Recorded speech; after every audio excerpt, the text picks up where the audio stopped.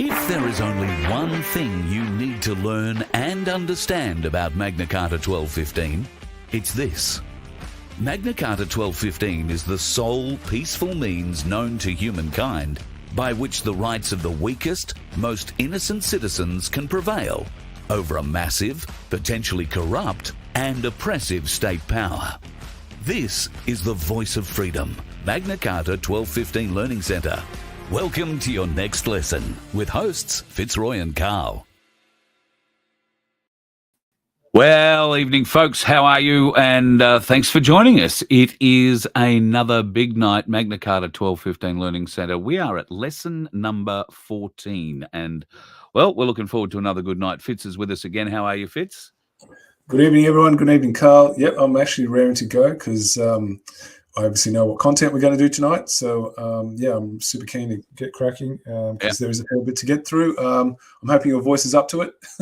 Yeah, let's hope so. Christoph, don't be jumping in the chat and screaming, hurry up at 23 minutes past 7. The show starts at 7:30, whether you like it or not. It's not going to get any faster.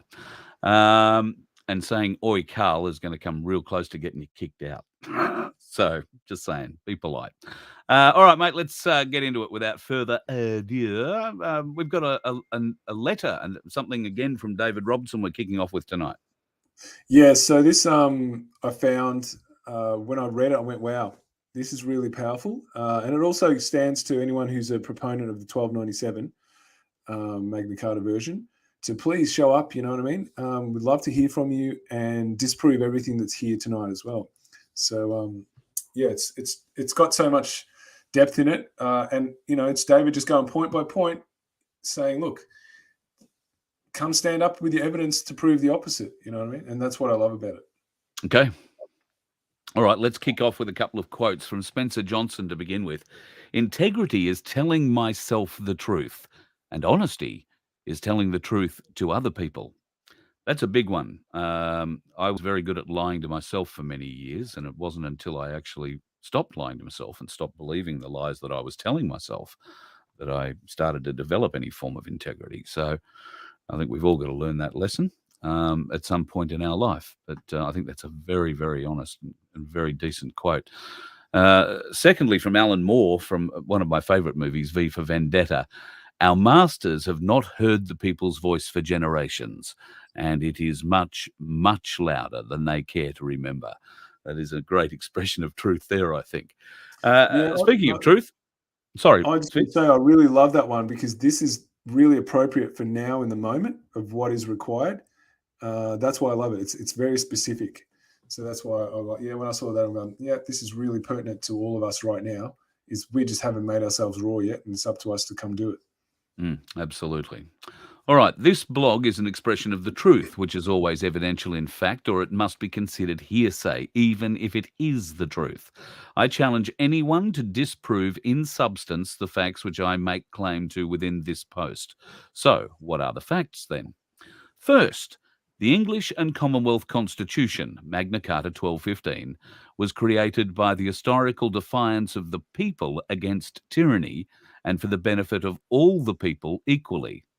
3 times within the Charter, it says it is forever. The Constitution can only be changed by improvement, by updating it by the people within a people's convention, without parliamentary involvement. 2. Yeah, so that one's really powerful, right? Like it tells you everything about how we self-govern ourselves, right?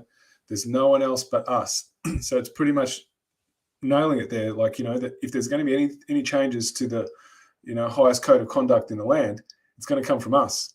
And when we come together, and it's not going to have anything to do with the fiction that we created to serve us, right? They're going to have no say in it. You know, that's the true nature. And that doesn't exist. That agreement doesn't exist anywhere other than in the Magna Carta 1215. So, it's a really simple way to explain that. Number 2, the laws and customs of the people were protected by by the people elected, king or queen, who swore an oath, that's called the coronation oath, to govern the people by their own laws and customs under the Christian principles of law. It's really straightforward, right? Like monarchs need to be elected, you know, and they have a contract, you know, that they are to look after the people's sovereignty. That's really that simple. So we only grant authority to those who are honourable in their intention. And in order to make sure that that happens, we need to have some way to bind them to that agreement. And so, this is what the true nature of government is meant to be. And so he's just really, really articulating it really simply. So that's why I really enjoy this. I'm hoping everyone watching is going to get a lot out of it. And that first line means a lot. The laws and customs of the people were protected by an elected king or queen. Elected. Really simple. Yep, absolutely. Elected. Remember, we have been talking about that. It's not, passed down into family lines and stuff like that. That's not how it works. So anyone who's had their job handed to them is not a lawful monarch. That means it's a usurpation of the actual office of sovereign if you've had your job handed to you. Yeah. Number 3, the Coronation Oath of 1688 destroyed the original Coronation Oath sworn to the people by introducing the false idea that the monarch must swear to uphold the statutes in Parliament instead of the Magna Carta Constitution, the people's laws. The Crown was overthrown by breach of the original Coronation Oath and the sovereignty of the people along with it. Yeah, I mean, it's just telling you how the whole thing was done really covertly, right? 1688, we spoke about that, the Bill of Rights, what that really meant. I mean, this goes into it as well. So, he just goes into it pretty much what I've been covering as well. It's all going to overlap. That's why when I saw this, I reckon, it's just a good way to reinforce what we've been learning over the past 3 months. And, of course, followers of 1297 rely on the Bill of Rights in 1688, or the Coronation Oath in 1688 as part of what supports 1297. This is where all this begins to fall down, yes? Yes. So this is like, please come with your evidence to say and debunk all of this that say it's false. Like, welcome at any time of the day. So anyone who's a big proponent of this, please come forward. We're more than welcome any discussion, and then bring your evidence to refute anything that's here. Yep, voiceoffreedomhq@gmail.com is the email address to send all that information to, or to make contact with me, and we'll set up a conversation. Number 4, the Bill of Rights, which was introduced at the same time as the Coronation Oath, the latter being created in statute form for the first time in its history, 1688, overthrew the sole duty of the King's royal prerogative, or royal assent, to grant or deny government-created legislation into law. This fact can be clearly seen within the Bill of Rights under the heading, the subject's rights. Dispensing power. Oh, you want to keep... No, keep going. It's all part of it, so carry on, my friend. Dispensing power. That the pretended power of suspending of laws or the execution of laws by regal authority without consent of Parliament is illegal. Yeah, so I mean, we've covered this really well. That's what I'm saying. It's just going to go over the old territory we've done. It's hopefully I've explained in the previous episodes really well. And David just reaffirms, the things I've been saying about how that was all done, what the Bill of Rights truly was, and how it actually took our sovereignty away, because the one that we elect into our service, that's in charge of the whole government structure across the entire Commonwealth, right? They just swapped it over and made the monarch its employee, as opposed to the other way around. And while everyone was napping, you know what I mean? And that was in 1688. So what chance did Australia have of actually being a legitimate country where we, the people, are self-governing? Never going to happen. No, we hadn't even been discovered yet. Exactly. So before the sleight of hand had taken place. Yep. So it's only going to go one way, guys. Only one way. Number 5. The 1559 Act of Supremacy was not repealed by constitutionally established authority. Therefore, it should be used instead of the Bill of Rights, which is said to have reaffirmed it. Within its wording, it states that no foreign prince, person, prelate, state, or potentiate, spiritual or temporal, shall at any time after the last day of this session of Parliament use, enjoy, or exercise any manner of power, jurisdiction, superiority, authority, preeminence, or privilege, spiritual or ecclesiastical, within this realm or within any other your Majesty's dominions or countries that now be or hereafter shall be.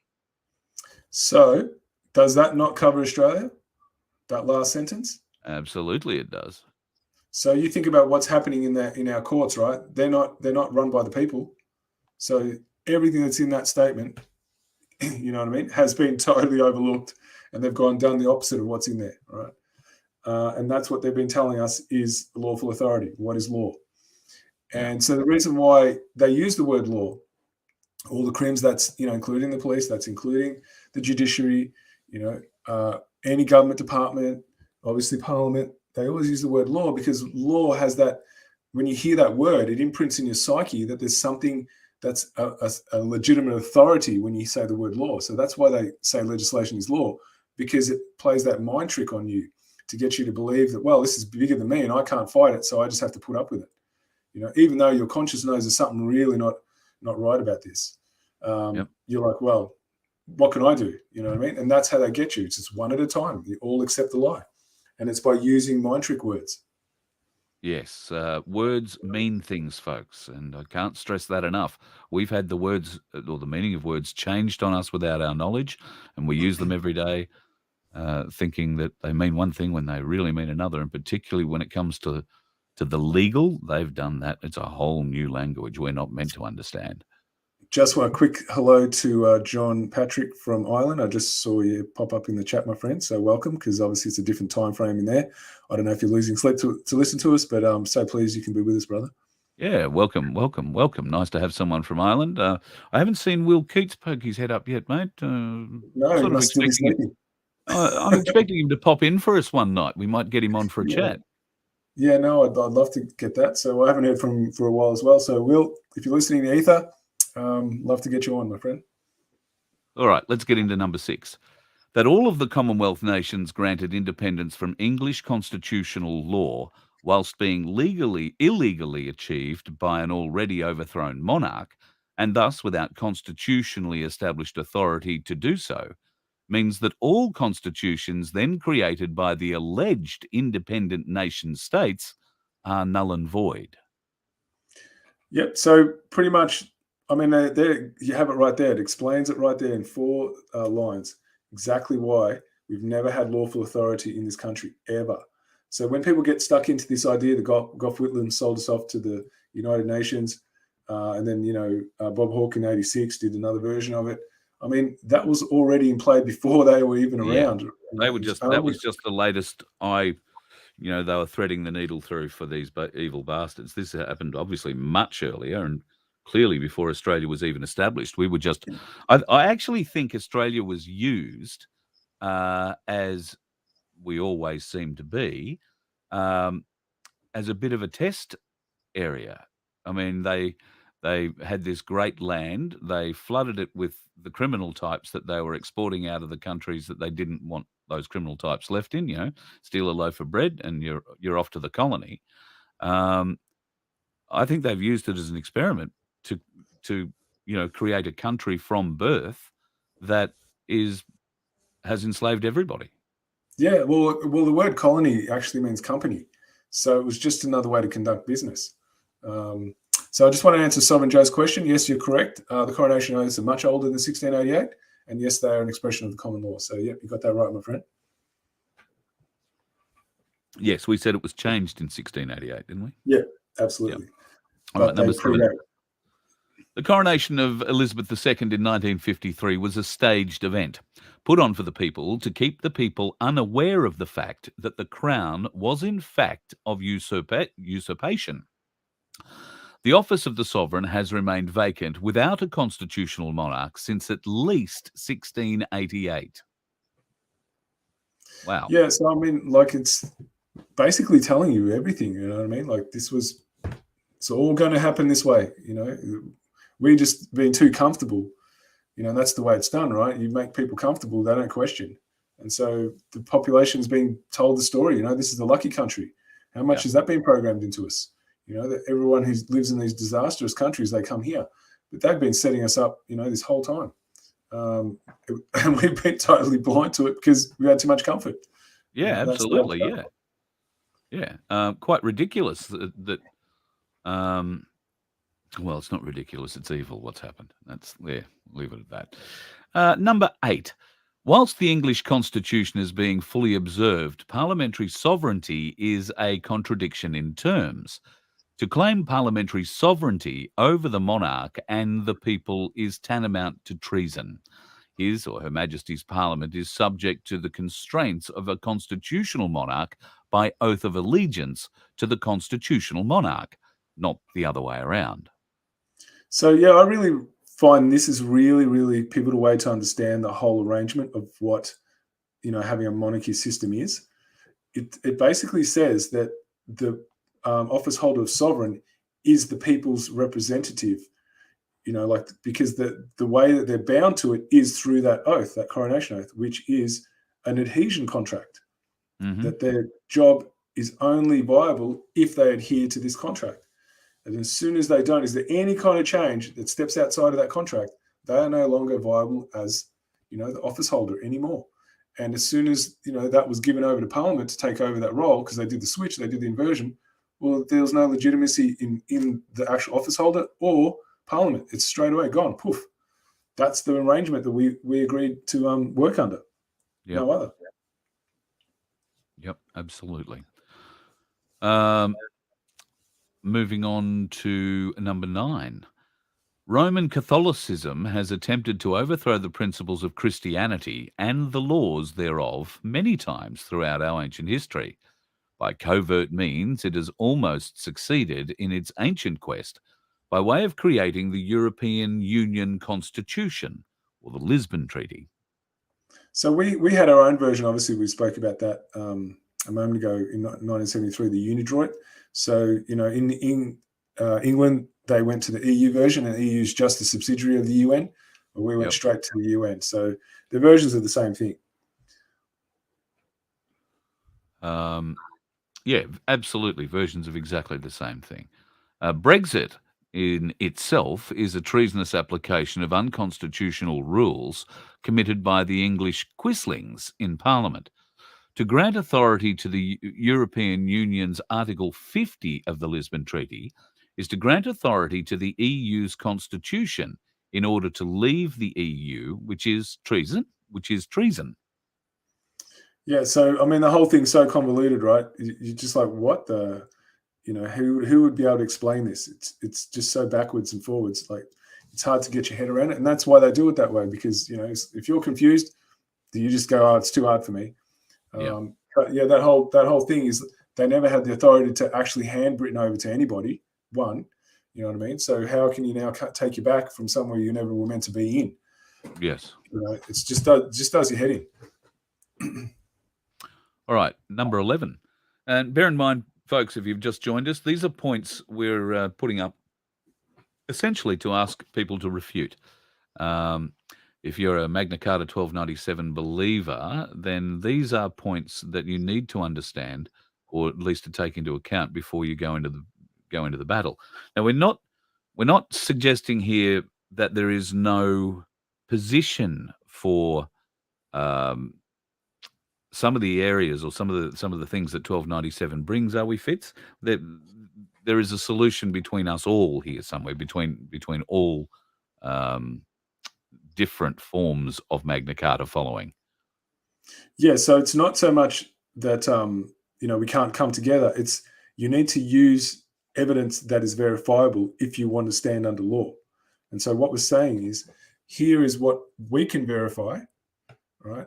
And if it's not verifiable, that's awesome, because we'll just go with what's verifiable. First, you need to be able to bring the proof that what's here is not verifiable, right? And if you can't, then this has to be the law. That's just the way it works. All right, let's move on to number 11. The evidence file gleaned from the National Archives within the Public Records Office is proof that Edward Heath and his co-conspirators knew that by signing the European Economic Communities Act in 1972, it would lead to an essential loss of national sovereignty. This evidence proves that we were never legally within the EU and that all EU treaties are thus null and void. Yeah, so, it's just pretty much extensions of the same corruption, right? And the same usurpation. And if you understand like how to follow logic, that's pretty much explaining it, right? This is how logic works. And what else are you going to follow? If you don't have logic, what do you have? You have a superstition. And so you make the choice. I just want to say a quick hello to Pete. I just did see a message, my friend. Yes, it will be on the MC 1215 chat after tonight. I will pop that up, my friend. Number 12. Article 61 of the 1215 Magna Carta was invoked according to the correct protocols of English and Commonwealth constitutional law on the 23rd of March 2001, which remains in effect to this very day. The Barons Committee acted under duress of circumstances by delivering their petition to the usurped Queen's private secretary, Sir Robin Janvrin, at noon on the 7th of February 2001. The Barons failed to seek an audience with the alleged monarch directly, whom has to be presumed to be in a compromised situation if we are to presume innocence before guilt. Yeah, so basically, what they really needed to do was seek that audience, not go by letter, right? That face to face would have been what the correct protocol would have required. So they failed in that regard, but yet that doesn't mean that it's not a legitimate action they took. They just didn't do it actually to the letter. Yet they still, petitioned her, like it says in Article 61, and she failed to give the response that was required. So they're under the duress of the circumstance now to actually act and invocate the lawful restoration clause because there was no other choice. And the Queen's personal private secretary has significant powers. So I believe that if something is presented to the Queen's private secretary, it's almost as good as it being given to the Queen in person. Yeah. I mean, that's how it works. Like, that's the representative. So, and you'll see in the following points that he actually covers that. I just did want to say, Marianne, yes, I agree with you. Marianne says, if you're not here to learn, please stop the sarcasm and leave.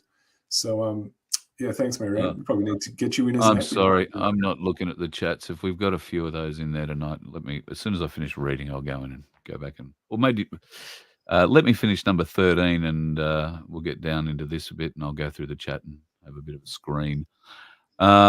The 1215 Magna Carta was sealed by King John under duress because he was a tyrant and because he was in breach of his coronation oath to the people.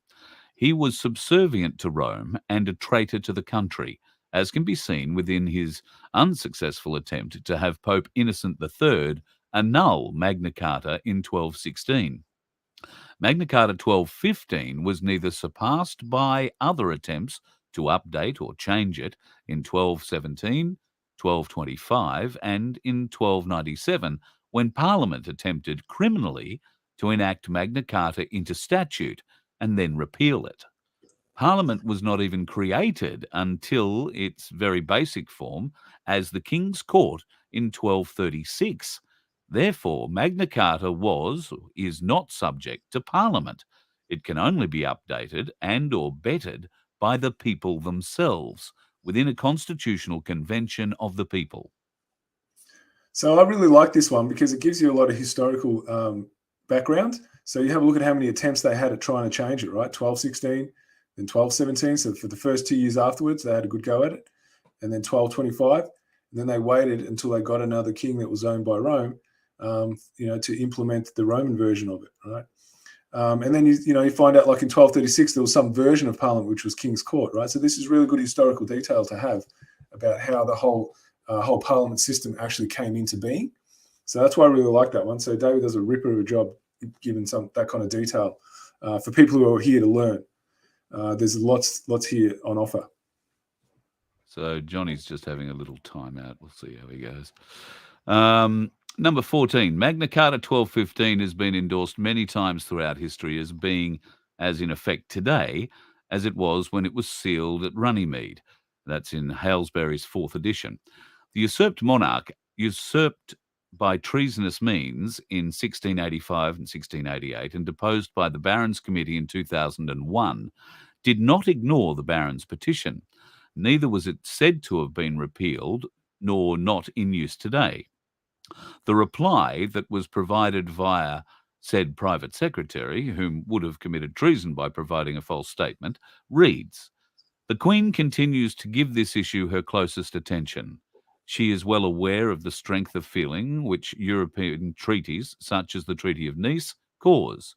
As a constitutional sovereign, Her Majesty is advised by her government who support this treaty. As I'm sure you know, the Treaty of Nice cannot enter force until it has been ratified by all member states, and in the United Kingdom, this entails the necessary legislation being passed by Parliament. So, that's a really, really important one, right? So that replies in the notices as well, guys. So that just shows what she actually said. She basically said, Parliament is my boss through the secretary, right? Which is an outright act of treason for her to actually own up to that. Not that she said it in those words, but that's pretty much the meaning of it, right? So it's telling you, right, she's not actually doing her job, and yet she's still in that role. So how could they leave her in that role? Right? They just couldn't. That was the duress of the circumstance. Number 15, all current mainstream courts are unauthorised and cannot therefore be courts of law. They are all using treasonous admiralty rules and rubber-stamped by Parliament EU directives whilst denying constitutional law within their practices. Today, they are all run for profit corporate businesses, deceiving unaware people and enforcing their rules on the aware who foolishly enter into their criminal domain, except under duress perhaps in order to distress the criminals and to deny them any jurisdiction in a defensive posture. So that's a really important one for everyone who still believes they can go in and use the system to beat the system. Because if you have a win, let's just say you go win a temporary one, it doesn't stop them from coming back at you for something else, right? And then you've got to start up the whole process again, right? And by that time, they've found a magistrate who's more hardcore and is going to test you in ways you're not ready for, right? So they're constantly going to be putting you on the rack. And so while this system is in play, you might have a temporary win for whatever you've gone in for that one moment, but there's no chance that you're not going to be up in front of them and they're going to make it harder for you next time. They're just because they have to keep that system going. So if that's all we do, right? Like I said, I'm not against people coming to get a win for themselves just to get the boot off their throat. But if that's all you do and you do nothing else and you don't actually activate the solution that gets rid of this entire criminal structure, then you are actually granting authority to it. It's just that simple.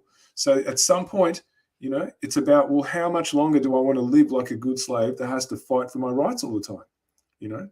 And I don't know when it's going to be where they're just going to just trample me anyway. So that's the real essence of what's here. And so that's why I like that one. That really has a lot of power in that regard.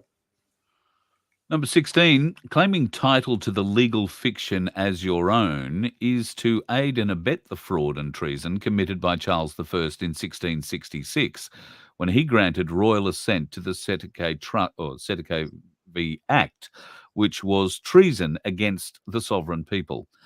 The legal fiction is instantly made null and void by transferring presumed allegiance from the Crown to the Constitution, Article 61, the Security Clause, via the AWOL barons.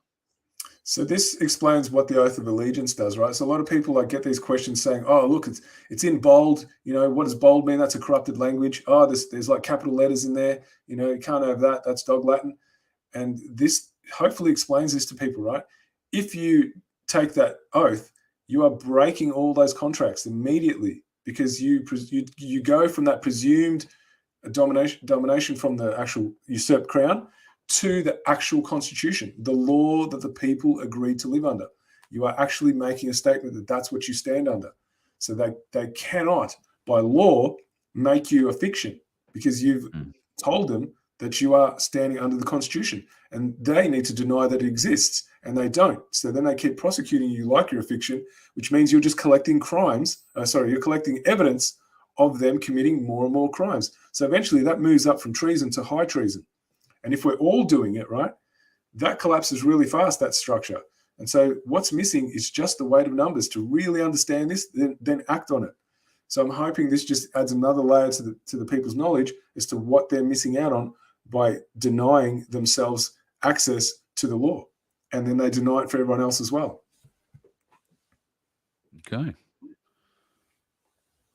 Number 17. Article 61 is in a state of effect by royal command of a constitutional monarch's agreement created via the feudal barons in 1215. This peace treaty has been customarily inherited by all monarchs throughout our ancient history. There is no fence sitting permitted by law. We are either in defence of the realm or we are operating outside of the law, outlawry. The security clause is designed to unite the people because that is the only way the people will have the force or the threat of force enough to destroy well-entrenched, institutionalized corruption or treason. So, I mean, there we go again, right? Like, just pretty much saying the same thing. The change only happens on the aggregate. So if the aggregate gets up and acts, then change happens, right? Because reality is dependent on what the aggregate believes and does. And so this is what we're missing. We're missing people to unify around what's verifiable and true. You know, anything that's got to do with law is something that you can verify. It's not hearsay. Yet the situation is such that we don't have anywhere to go to prove it, right? So they've taken that, the Crims have taken away our capacity to prove that this is actually law. Yeah. That's why they own the courts, right? Because if they didn't, they'd have no legs to stand on, and this will be done quickly. So what it's waiting for is everyone, especially in this chat, who's talking about off-topic stuff, to actually come forward and start acting on this knowledge, guys. You know, that's all we're missing, right? So every single one of you in this chat is sitting there talking about things that are off-topic. Instead of learning about this, you're actually giving your attention and energy to more pain and suffering. I'm just having a bit of a look at some of the questions myself. Andrew Rawlings wants to know your opinion regarding the monarchy when we get through all of this. He's a fan of the idea of a declaration of independence and becoming a republic.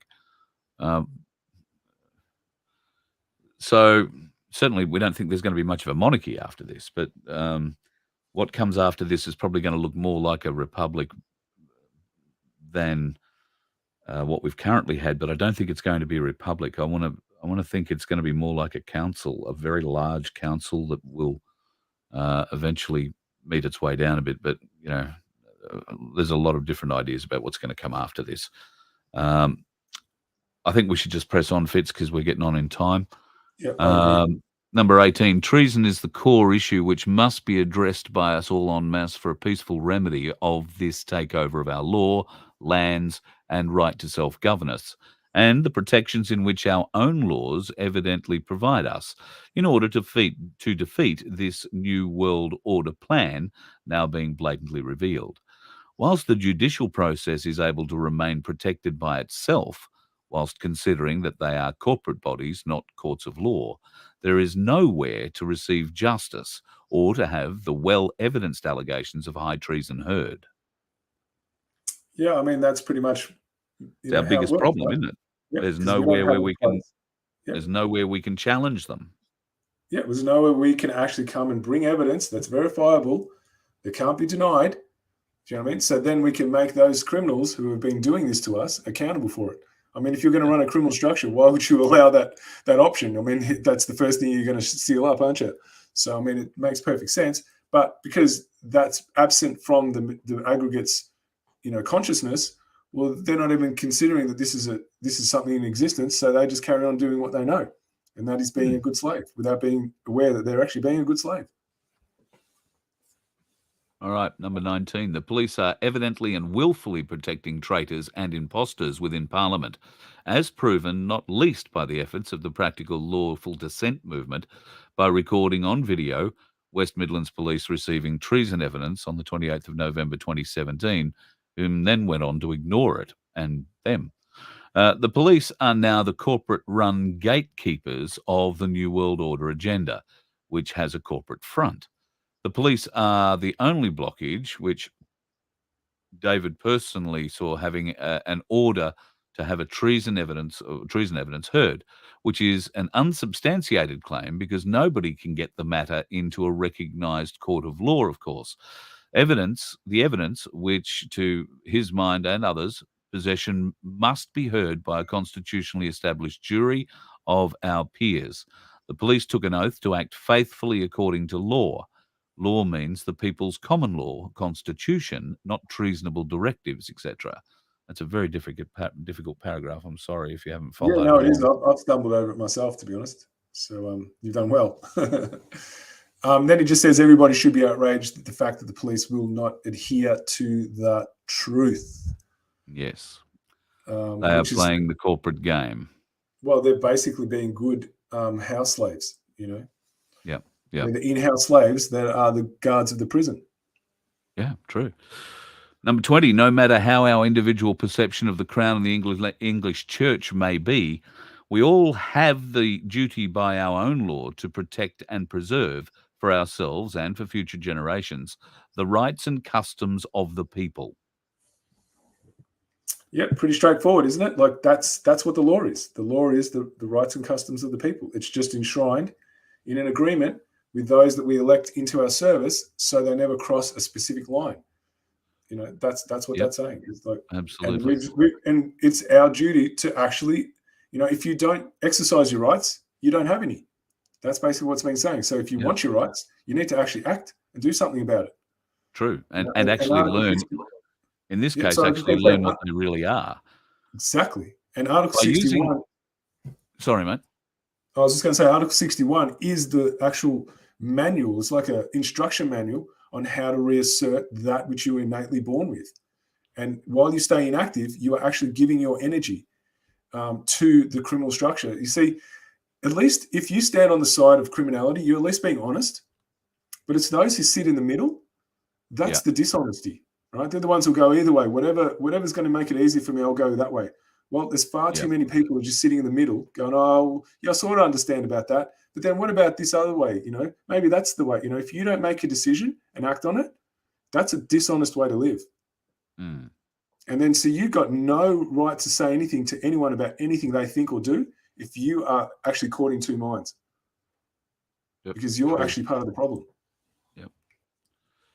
By using the Constitution without deviation en masse and with a peaceful strategy, we will bring back the Constitution into our society by asserting our collective will against the ignorance of the police, because to even deny the Constitution's existence publicly is sedition, and to not act upon the treason evidence supplied is high treason at common law. We all have the lawful duty to police the police. It's high time people decided whether they want to live or die under tyranny, or defend their sovereignty and our laws, which protect it and us whilst we still can. Truth is sovereign in law. So there you have it, right? Like right there, that last statement. Truth is sovereign in law. Like it cannot be denied. So we just need to go and stand behind it and act on it. That's all it's missing. So all the chatter in the group, I'm not seeing anything that's got to do with this information that's up here, guys. I'm seeing everyone's opinions. That's a state of confusion. There's no truth in your opinion unless you can verify it with fact. So just because you believe it doesn't actually make it true. You need to come forward with the evidence. You know, that's where you putting your energy into a place that's actually in service to all of us.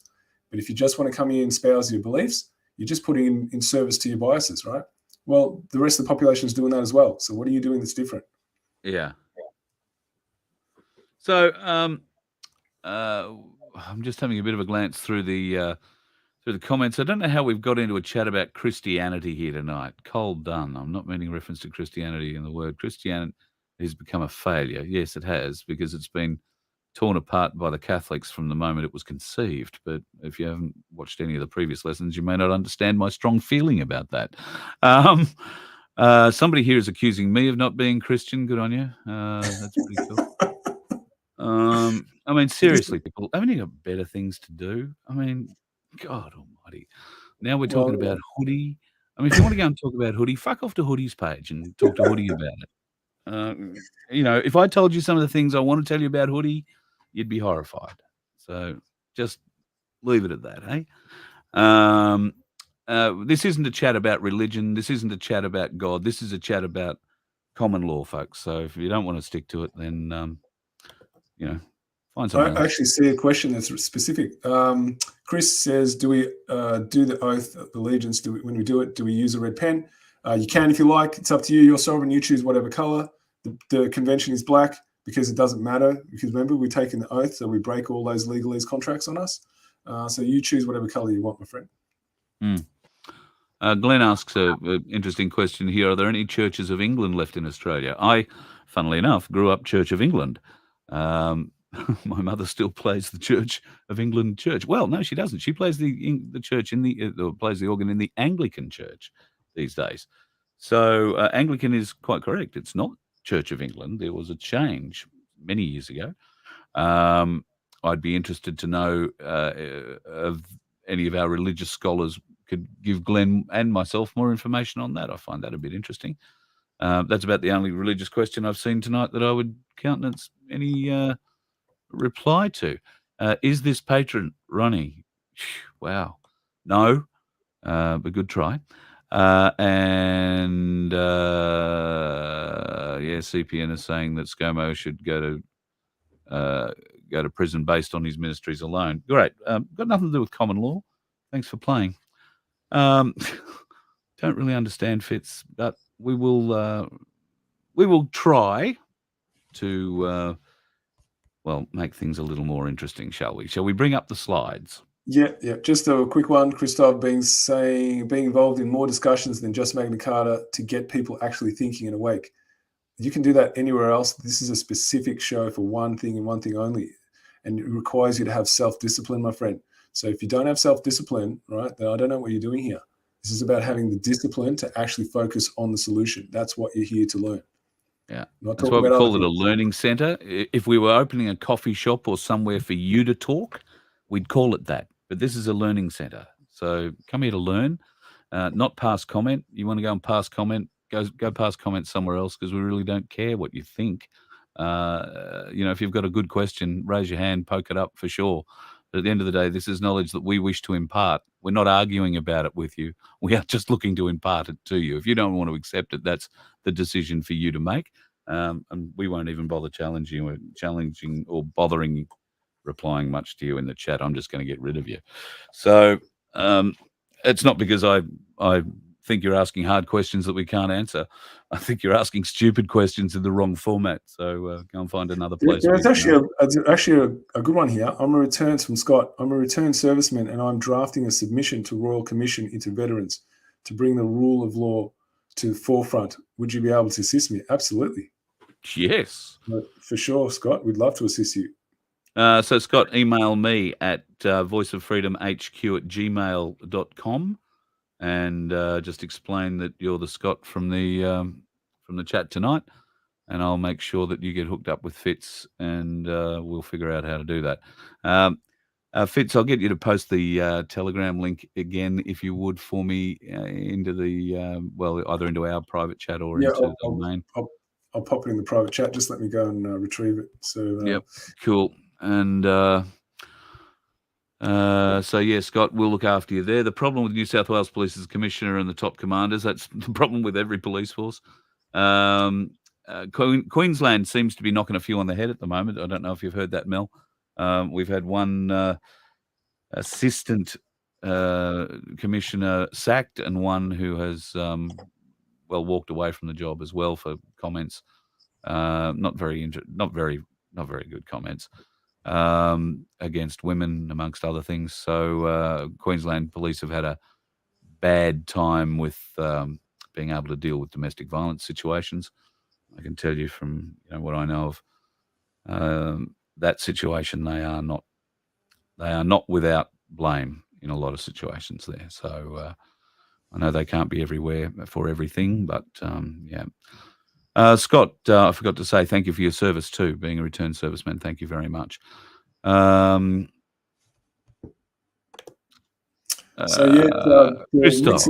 The links in the chat too, Carl, so when you're ready. Oh, hi, Marion. Okay. Just wanted to do. There's a question there from Christoph, mate. Let me just scroll up. Oh, no, it'll come on the screen in a sec. You're just a little delayed. So it says, can either of us give a real-time example of using this, or is it a learning center for some time in the future?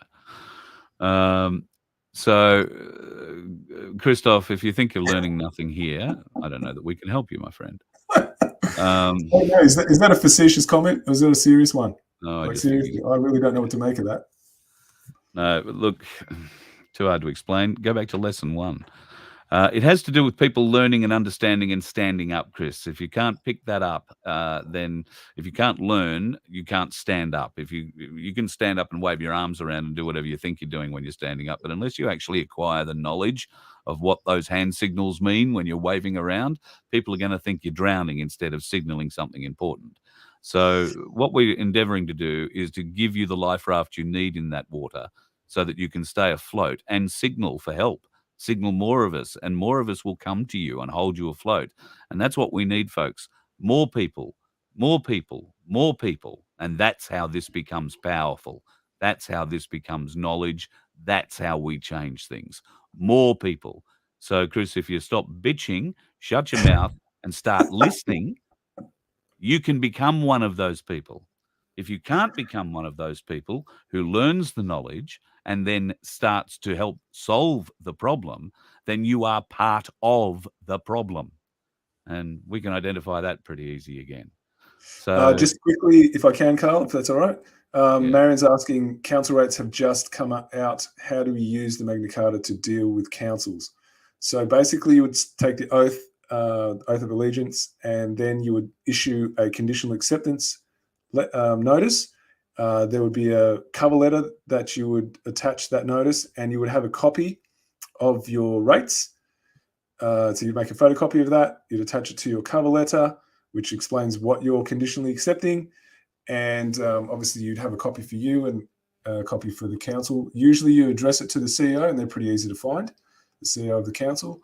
And then you just keep the process going. So then you've got your second one that's in the notice process, which is, I think it's opportunity to cure, default opportunity to cure, then default. So there, your defense, you're shoring up your defense.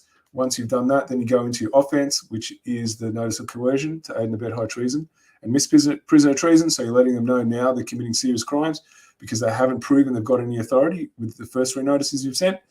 And now they're liable to the people for those crimes. And then you've got the notice to stop that tells them that you have the capacity and capability to arrest them yourself. That's eventually what probably is going to need to happen. But it needs to happen, obviously, with a lot of people. So if there's a lot of people in your town that start doing this, then they're going to panic because you are the people that are going to come and arrest them. So hopefully that's just a really quick way to answer your question, Mary. So thanks, Chris, for your input tonight. A little bit more learning, but the basic answer to all of your questions is get the knowledge so that you can teach more people to stand up, because none of this works without the people standing up.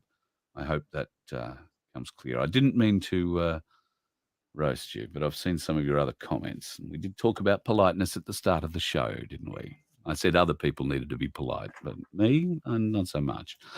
All right, fits into our first slide. We are running way late. I don't think we're going to get halfway through them, but we'll see how we go. Probably not. Natural law versus legal. Natural law is based... Sorry? Just before you start, Carl, I just wanted to go back over where we left off last week and just reiterate this point, and then we're going to elaborate it after that. So, sorry, my friend, off you go.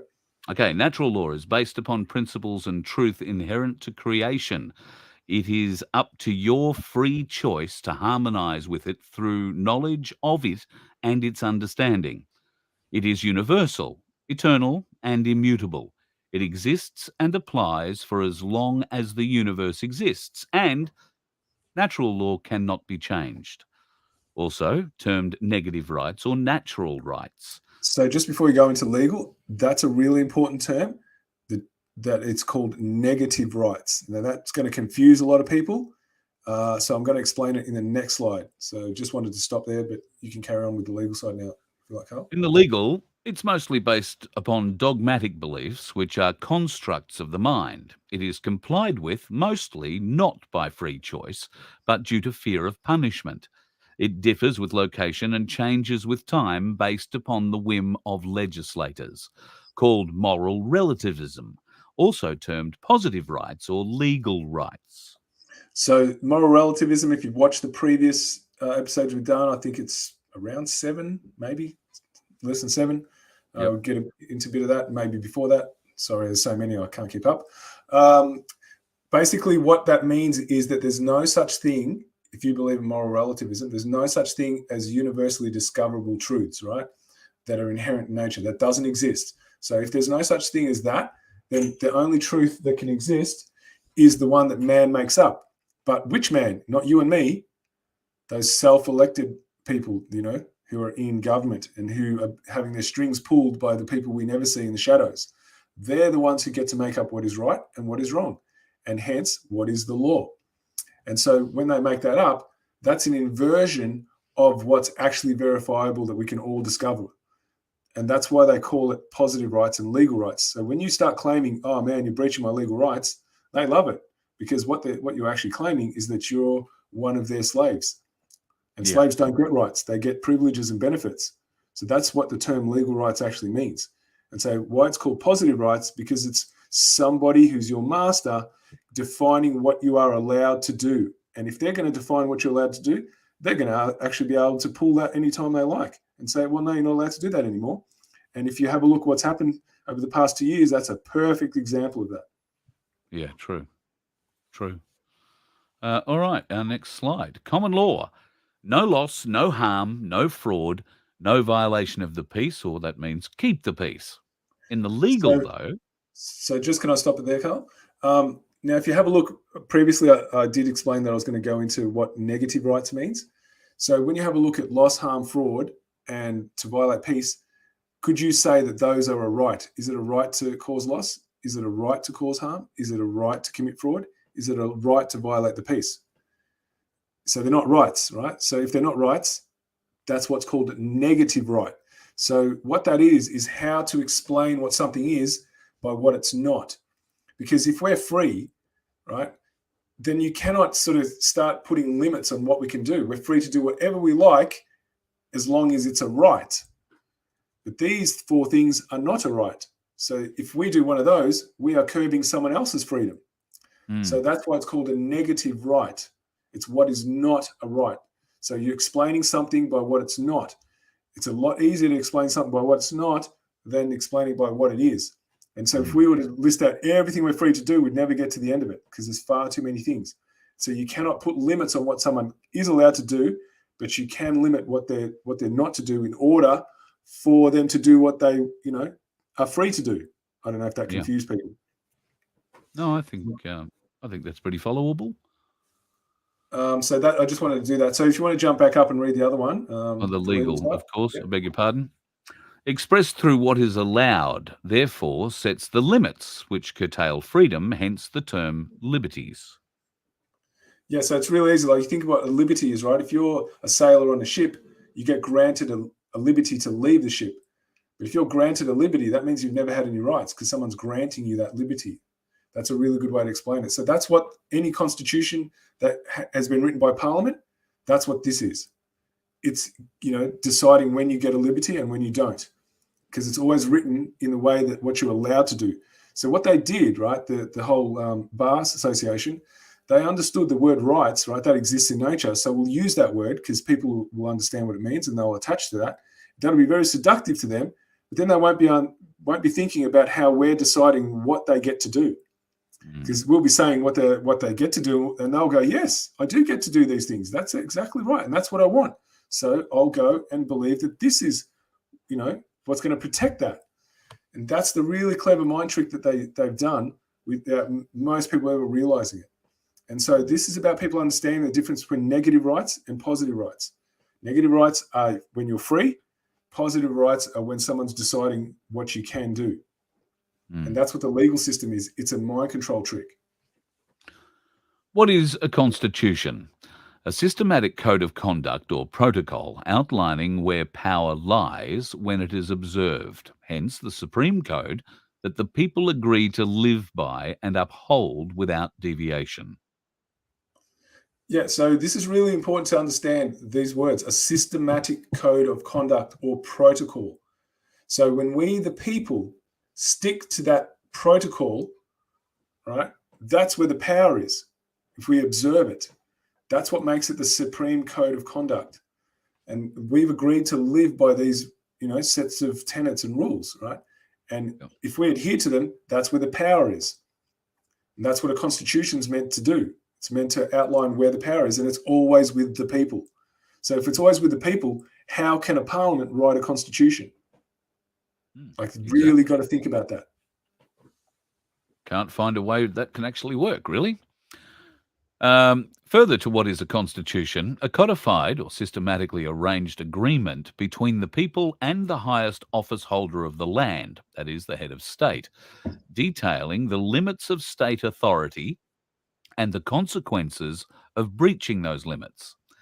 A legitimate constitution recognizes that the people are supreme, therefore, will have safeguard mechanisms to ensure the people always remain free from domination and control, and a security clause that protects and enshrines the people's natural state of living free. So, if anyone would love, if anyone has the capacity to actually bring forward where the security clause sits in that 1901 Commonwealth of Australia Constitution Act, I would welcome seeing it. And the same thing, where is the mechanism that ensures, where's that enshrined in there, that we are always in charge of government? Where can somebody show me that? So with all the people that are watching this, please bring the evidence, because I really need to see it. I'm sure Carl would like to see it, and I'm sure Absolutely. all the other viewers would like to see it as well. And if you cannot bring that evidence, then it's not a constitution. That's right. That's right. It's not a constitution, and it shouldn't be hard to. I say it shouldn't be hard, but it seems to be extremely hard for people on the other side of this argument to accept these, our arguments, these points here. They come up with all random sort of excuses to not be able to provide, I guess, the evidence that we're looking for. So if you can do it, we would love to hear from you. voiceoffreedomhq@gmail.com. And we keep the invites always open, guys. We're always welcome. Like Carl stated before, would you be happy to be wrong? And I said, absolutely. As long as I see the evidence, I'll go with the evidence. Yep, me too. I am happy to be proved wrong on anything I say. I just need to be shown how I'm wrong. And that's not to prove, you're a better investigator or a better researcher than me. It's clearly I've missed something and I want to learn from you. Don't feel shy about bringing this evidence forward, folks. But be sure we're going to ask you to back it because it's your evidence. So you will be asked to stand up for it. So just before we go ahead, Carl, Laurie asks, if you've served papers to appear in court, do you appear on the day? I'm not sure what you mean by which papers. If you actually mean constitutional notices, then no, you wouldn't appear. But if you mean some other version of papers, I couldn't answer that for you.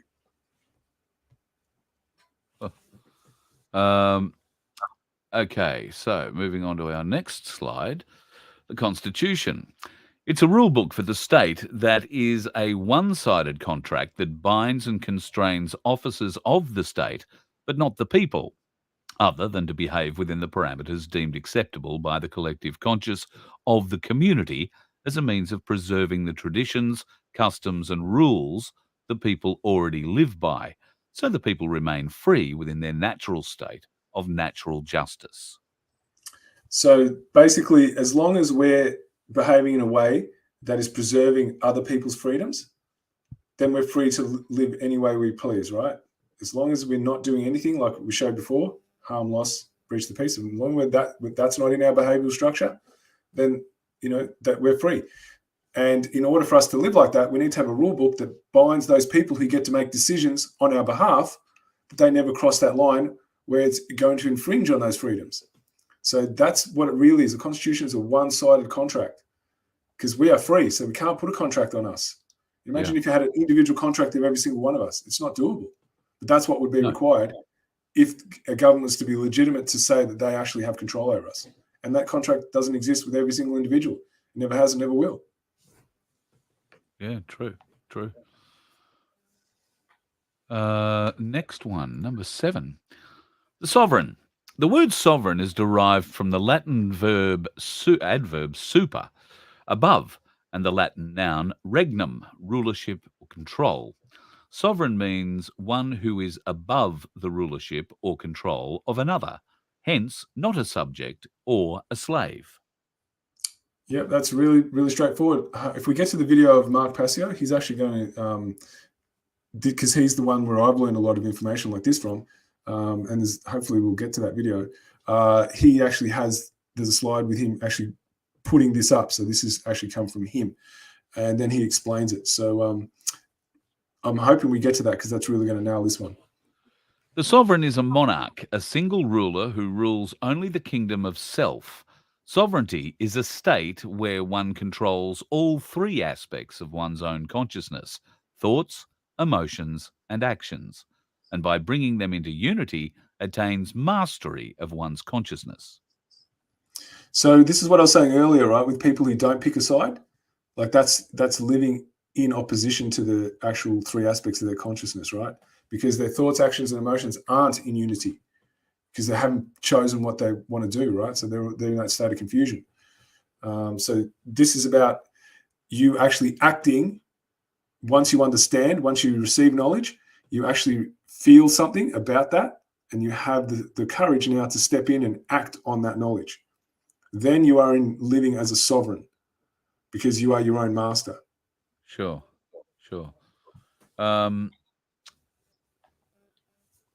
We'll move on. There's a question there from Laurie about being served papers to appear in court. What do you do? I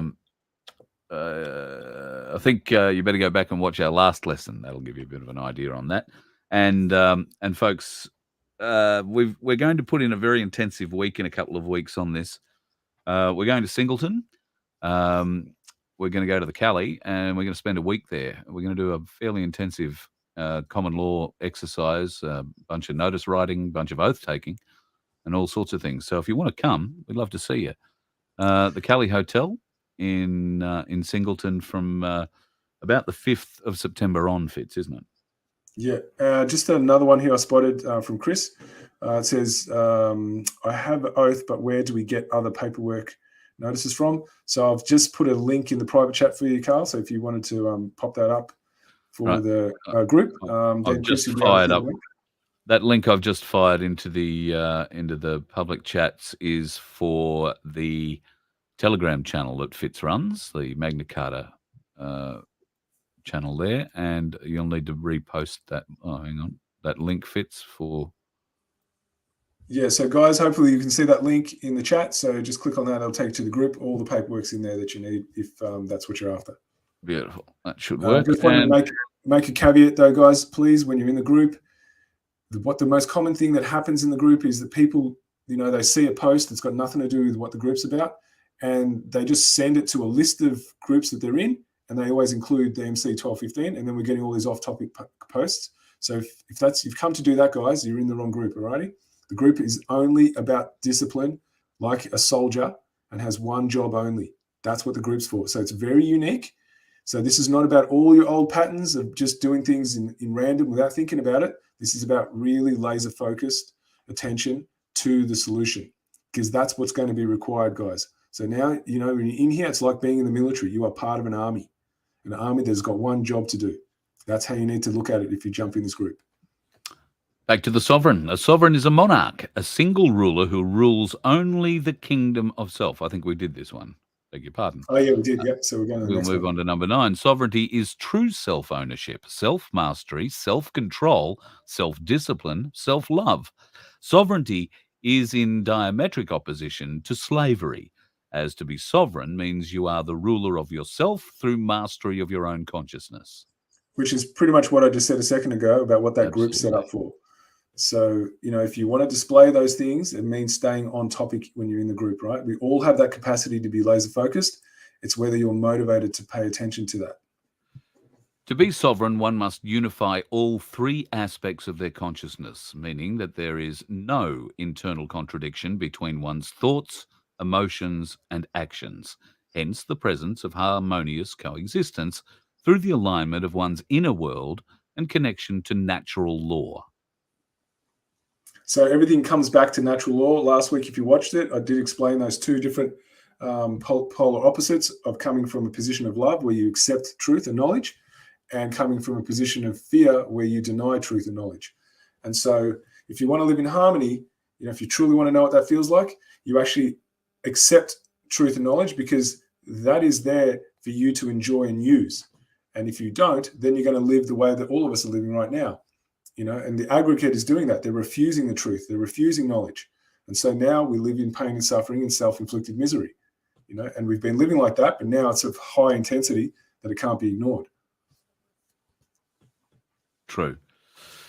Okay, I just had to put somebody else in for a bit of a timeout. Oh, this is our Mark Passio bit. All right, let's get to the video there. So just before we do, just wanted to give a bit of background on Mark. Mark was originally, where he started, he was in one of those satanic groups. So he was learning all the things about the dark occult and how they think and operate, and their in-depth understanding of natural law and how they use it to control people, right? So if you're going to look at someone who's an authority on this, he's really, really good. On top of that, he spent over 10 years doing research, more than 10 years of reading his brains out, you know, collecting and collating all and aggregating all that information. And then he sat on it for years and then finally goes, what's the point of having knowledge if I don't share it? It doesn't count for anything. So then he got past his nerves and he got up and started presenting. So he's been doing this for, I don't know, 15 or 20 years now. I don't know exactly. And I'm just really fortunate that I actually stumbled across him, because he's helped my knowledge accelerate in places that I don't know how I would have if I didn't come across him. So I just wanted to introduce that first before we play him. Roger that. All right, let's go. Every single being on this planet is, whether they recognize it or not. We are sovereign beings. Sovereign means not a slave. I am not a slave. None of you are slaves. No one is a slave. There can only ever be the claim that someone is a master over another. And then there can be the acceptance of that claim, but neither one of those things will ever make it true in reality. This is a religion. Government and authority are religions. Religion comes from the Latin adverb religare. Religare means to tie back, to hold back, or to thwart from forward progress, to bind by tying. It is a system of control based in unchallenged and dogmatic belief which holds back the progress of human consciousness. That is what religion is in the negative sense. There is a positive connotation to the definition of religare, which means to reunite. Well, when we make truth our religion, then we are reunited with something that is worth being bound to.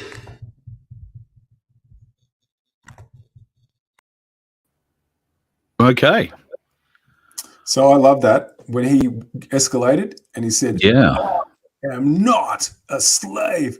Well, everyone who felt something in their body, when they heard that, if they came alive and they felt electricity, well, then it's time to act, guys. All right? Because if you felt that you are not a slave, now you need to put your actions into how to actually manifest that, to create that as your reality. What is required for you to do that? And then when he goes into what religion is, right, he explains it, right? So there's a positive and a negative aspect of religion. So the negative aspect is when it holds you back. So when you're steeped in your beliefs, that's a religion. But what he said, the positive aspect is when you attach yourself to truth, when you reunite that which has always been there and it's just been waiting for you to access it. That is the positive religion. That is something worth attaching yourself to. I really think about that, right? And the only way that I'm aware of that we can actually manifest ourselves into a state of freedom is by first using the law that's been put there for us to do that. That's why we're doing this. absolutely. Do you want to go back now? We're about an hour and 10 in. If we could just get through to the stuff that's got Lysander Spooner in, I reckon that'll be heaps, because it really explains government through taxation. So we've got a few more to get to. Ooh, we might just fast forward. If we can fast forward to where Lysander Spooner is, and we'll bypass the confusion stuff. So go down about another 1, 2, 3, 4, 5, about 7 more. Almost there. About 3 to go. One more. That's it. This is really, really important knowledge, guys. So if we can get through these 4 slides, I'm happy to leave it here, and we'll come back and we'll start back where we finished off after Mark Passio for the next one. All right. The Lysander Spooner taxation and trial by jury. It was a principle of the common law, as it is of the law of nature and of common sense, that no man can be taxed without his personal consent. The common law knew nothing of that system, which now prevails in England, and here in Australia, of course, of assuming a man's own consent to be taxed, because some pretended representative, whom he never authorised to act for him, has taken it upon himself to consent that he may be taxed. This is one of the many frauds on the common law and the English constitution, which have been introduced since Magna Carta. Having finally established itself in England, it has been stupidly and severely copied and submitted to the United States. So he was from the United States. He was born, grew up there, so he knows all about how that constitution was bent out of shape. So it's a really, I love it because he's explaining, what taxation really is and the power of the common law to decide on it, not the government. Yes. Right? And it's done through trial by jury, which we're going to go into in the next slides. If the trial by jury were re-established, the common law principle of taxation would be re-established with it. For it is not to be supposed that juries would enforce a tax upon an individual which he had never agreed to pay. Taxation without consent is as plain as robbery, when enforced against one man as when enforced against millions, and it is not to be imagined that juries would be blind to so self-evident a principle.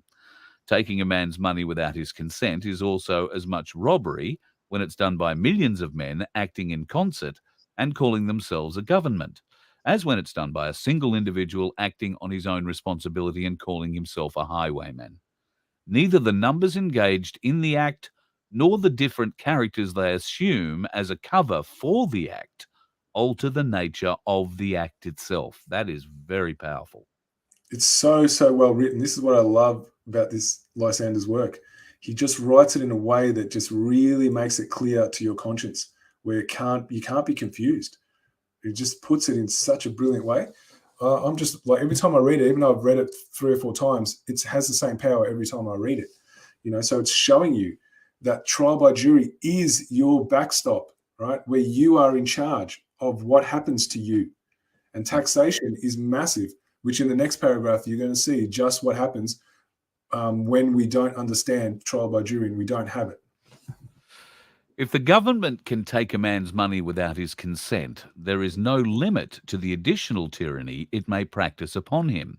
For, with his money, it can hire soldiers to stand over him, keep him in subjection, plunder him at discretion, and kill him if he resists.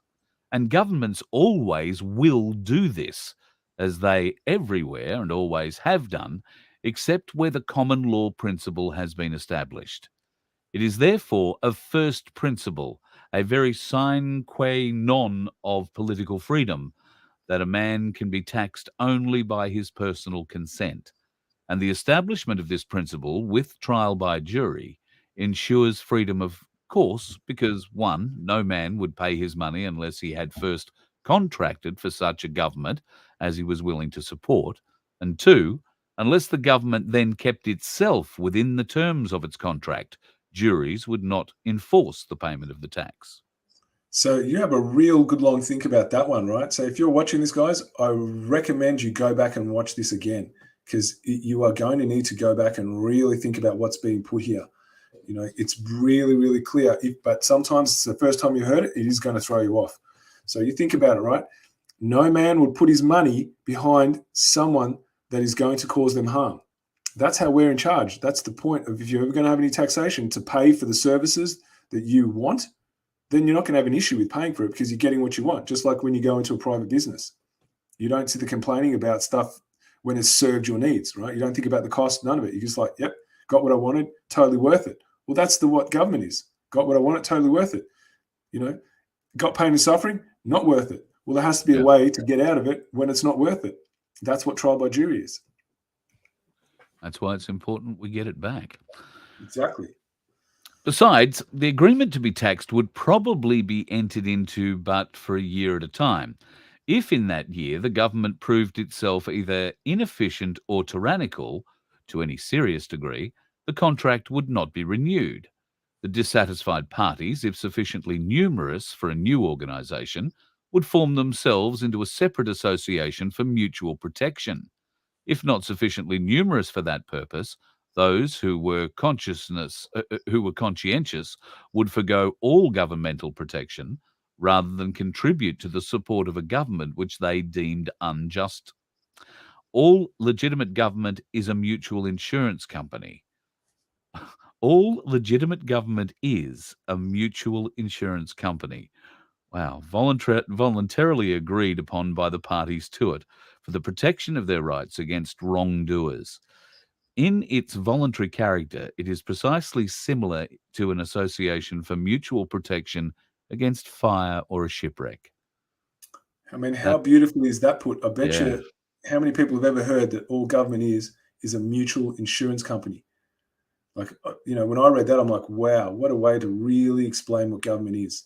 Yeah. That you're Well, voluntarily agreeing upon, because Yeah. it's going to protect your rights against those who might trespass against them. That's their role, not be the one who does the trespassing. Yeah, indeed.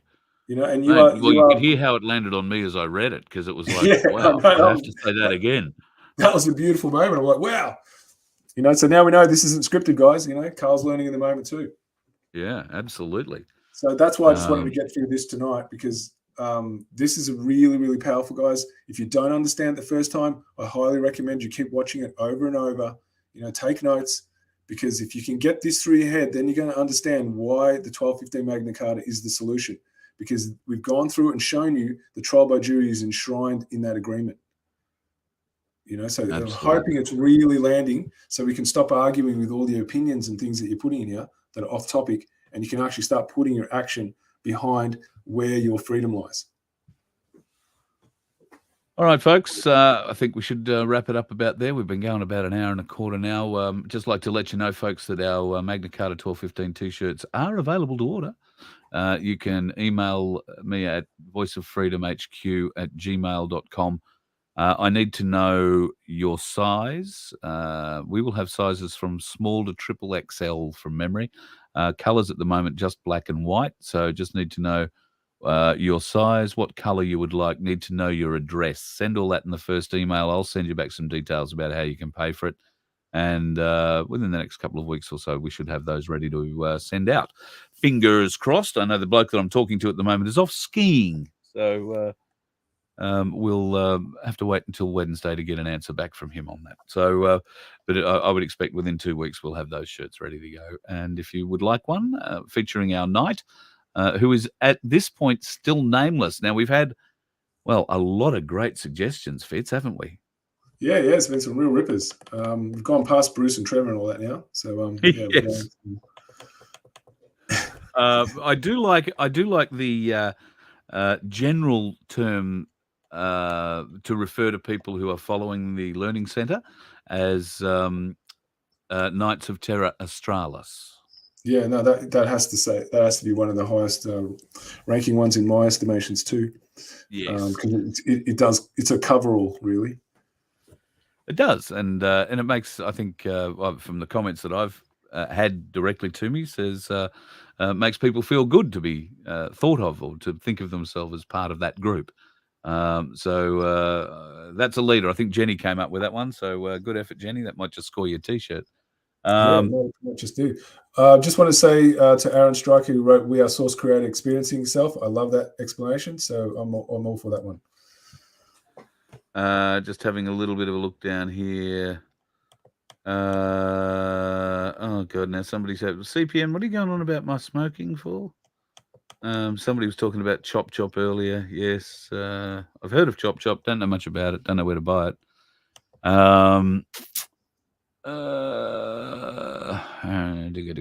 Can't see too many other questions at this juncture. One is it wrong to take an oath to a truth?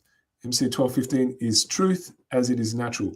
How could one have any denial or be confused by the process to take an oath? Wow, I haven't heard it explained like that, Glenn. So thanks for your contribution. I really, really enjoyed that. So I'm hoping that helps others too.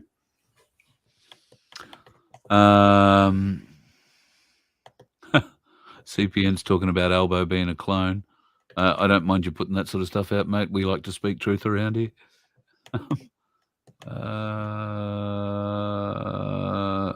No, it looks all right at the moment. I think we've moved through most of the questions that are worth covering there, Fitz. Thanks, folks. If you do have any questions, you can email voiceoffreedomhq@gmail.com and I'll get them onto Fitz, and we might actually just do a Q&A show one night for people who want to email in questions. And we'll put that up on another night of the week rather than the Monday night, but something to play. The latest on Ripcord. Wow. That is, I posted something up on my Facebook page today, just said hashtag Ripcord, and underneath it soon.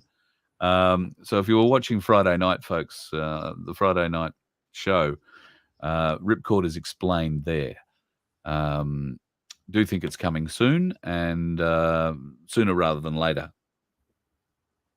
What else can I tell you? A little bit of intel at the moment. There seems to be a lot of military booking holiday resorts in October. That's all I'll say at the moment. But a lot of military seem to be going on holidays in October, specifically at very large resorts. So make from that what you will. We will have more to say in the coming days about that. Probably when Patriot 101 gets on. He's a busy lad at the moment. He's on the road. Fitz, we had a very successful show bringing the two of you together on Friday night. It was something that you and I have wanted to do for a while because Glenn is very definitely following the 1297 way or path through the courts at the moment. And you and I obviously do deal things a little bit differently, but it was great to bring you guys together, and I think was a great experience for both of you. I think a lot has come out of that. Is that right? Yeah, actually, Glenn and I had a real long chat for longer than I even thought was going to be possible, and it was all agreement all the way. So that was the beautiful part, is that we found common ground pretty much instantly. So yeah, that's something that's possible, guys. If you're open to being influenced by the other, where you're not absolutely right all the time, you can make magic happen. So if that's the attitude that you go into your relations with others with, then you will have your peace and harmony, right? Because there is common ground between all of us. We just need to be willing to look for it. And so that's what happened between Glenn and I. So it was one of the most enjoyable conversations I've had. Yes, I think, that's reminiscent of one of our early conversations where I had 4 questions for you and we stopped talking 5.5 hours later. Yeah, I know. It's a bit of a marathon. No toilet breaks either. No. When you're learning, like when you're first learning and you're first grabbing those threads, it's very easy to get into those very long and deep conversations because there are a lot of questions. I've been brought up a certain way. I've seen, like everybody else, we've been brainwashed to see the world a certain way, and to have you open my eyes as you did, and I think I've said before, this wasn't something that we sort of met each other one day and got on air the next. I put you through the ringer for 6 months, more or less, trying to figure out this sort of stuff. I played devil's advocate at every turn and tried arguing you back every turn. And you plodded along and helped me understand just the error of my thought process, and you educate me to see and think differently of things, and I appreciate that, and I think that's what a lot of people are getting out of these lessons now, Fitz. So yeah, like you said, I'm still learning. We've now progressed well beyond my initial learning stages, so I am learning at the same pace you are, folks. It's great. I love being part of it. I wish I could spend more time in the Telegram chat. It's just that if I did, I'd never get anything done. Very hard. I'll just post that Telegram chat up again. So if you want access to any of the resources that we refer to, you can get them through that Telegram chat that I've posted up on there. That's Fitz's Telegram. Fitz doesn't have a web page just yet. Now, we have had news on our vofhq.com website, and that is that, unfortunately, the guy that was developing the website has had to hand it back to me because he's just a bit crook. So fully understand and appreciate all the work that he's put into it at the moment. I have handed it off to another fella today. Hopefully we'll see some movement on that sooner rather than later. I've got to have a conversation with Vince a little bit later today, so maybe something like that'll happen tonight. I'll get an idea, and we'll see what happens. But yeah, thank Jaden for all the help that he's put forward, and I wish him all the best at getting himself well again. It's a bad thing when you get overtaken by all of this, so I feel very sorry for him. Thank you very much to everybody who has offered help. If you are a web developer and you might like to help us put a website together, then by all means, contact me, voiceoffreedomhq@gmail.com. The fellow that I've got helping us is sort of a temporary fix. So I'm looking for somebody to come and help develop the site with us. So if you've got skills in that area, I would love to talk to you. So yeah, email me, voiceoffreedomhq@gmail.com. Fitz, thank you again. It's been another very informative and, well, bit of fun Monday night. No, I appreciate the opportunity to be able to get some of this info out. Hopefully that's landing for people and you guys are ready to act, because that's what we're missing. We're missing the action, because right now the action we have is criminal action. So what we need to have is lawful action, but that requires people to actually start doing it. And the longer you stay inactive, the longer our pain and suffering continues, and you're giving your energy to the criminal structure. So you can argue that all you like, but reality will show you what life is like while you stay inactive, and how you're consenting indirectly to the system being, just dragged out. So we can collapse this anytime we're ready, guys, but we need to unify. You can say, oh, we need 20 million people, we need 15 million people. Well, you set those kind of parameters in your head, right? You make sure that you're never going to do anything. So it's what can I do right now? If you focus like that, you'll find other people will start doing it too, right? Someone needs to lead and initiate. That's just how people operate. So are you going to be the one that leads and initiates in your town, right? Who's going to do it? Because it's easy to talk about it. We've already done it, so it's not like we're saying it without doing it. We are our own examples. Yep, so it's up to every single one of us to be our own example for others. Absolutely right. All right, Fitz, thank you very much. And to Natalie Ann, who I've just seen your comment, Carl is 15 minutes up. That 15 minutes was when you were going to ring me, but I just said, give me 15. You were ringing me, remember? Anyway, give me a call now, Nat. I'm getting off the air. So have yourself a lovely evening, Fitz. Look forward to speaking to you again later in the week. And if people are interested to come to Singleton, if you're down that way, we are going to plan something pretty special for that week, the 5th forward of September. So I think there are rooms even available at the hotel if you want to come and stay.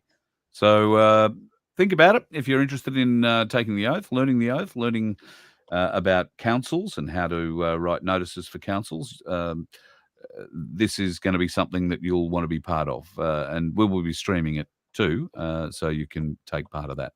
But we'd love to see you there if you can get there. And, of course, Brad and the crew would love to see you in for a meal and a beer. It's a lovely way of helping the till tick over and keep local business turning. So we'd love to get down and support them. And if you want to come and support them at the Cali, we would love to see you. I think Guru's going to turn up for one of those days.